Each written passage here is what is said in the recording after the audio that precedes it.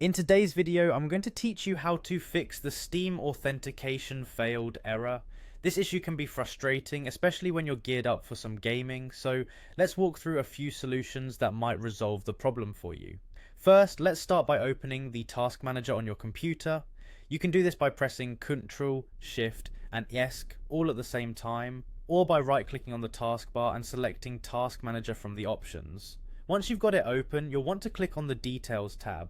This is where you'll find a list of all the processes currently running on your system. The idea here is to give Steam a clean start, and for that we need to end its task. Locate steam.x in the list, click on it to highlight, and then hit the End Task button in the bottom right corner of the Task Manager window.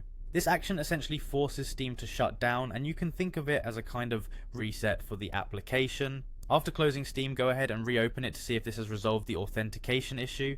If the problem persists, the next step is to check your Steam library. Navigate to the library on your Steam client and find the game you've been having trouble with. Right click on the game's title, and from the drop down menu select Properties. In the Properties window, look for the section labelled Installed Files.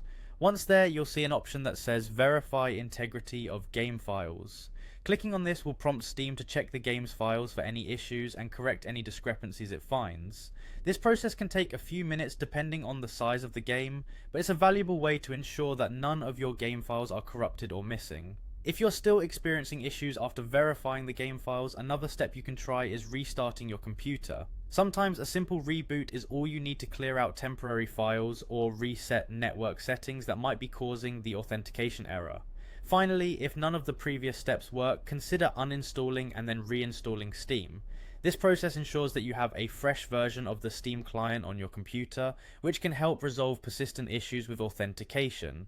Before you begin, remember to back up any game data or save files that aren't stored in the cloud, as uninstalling Steam can remove these from your local storage. And there you have it, a series of potential fixes for when you encounter the dreaded Steam authentication failed error.